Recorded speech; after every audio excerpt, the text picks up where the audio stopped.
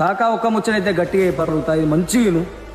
మనకి మన ఇంటోళ్ళకి మన అమ్మ నాన్నకి మన ఫ్యామిలీకి ఎవడైతే ఇజ్జత్ ఇయ్యడో వాడికి మీరు కూడా ఇజ్జత్ ఇవ్వకూడదు.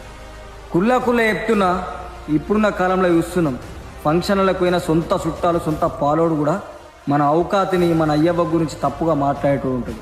అసలు గాడిగోడికి ఎంత గుద్దవలసి ఉన్నా కానీ సీదా ఏడబెట్టాలి ఆడ పెట్టేసేది. మనకి ఇజ్జత్ ఇయ్యనప్పుడు ఆడు పాలోడైతేంది, కులపోడైతేంది, దోస్తానైతేంది, పెద్దమ్మ కొడుకు అయితేంది, చిన్నమ్మ కొడుకు అయితేంది, అత్తమ్మ కొడుకు అయితేంది, పెద్దనాన్న అయితేంది, చిన్ననాన్న అయితేంది, మామ అయితేంది, ఎవడైతేంది మనకి మన ఇంటోళ్ళకి ఇజ్జత్ ఇచ్చినప్పుడే మనం వాళ్ళకి రిటర్న్ ఇజ్జత్ ఇవ్వాలి. వాళ్ళతో రిలేషన్ ఉంచుకోవాలంటే ఎంతసేపు, తెంచుకోవాలంటే ఎంతసేపు.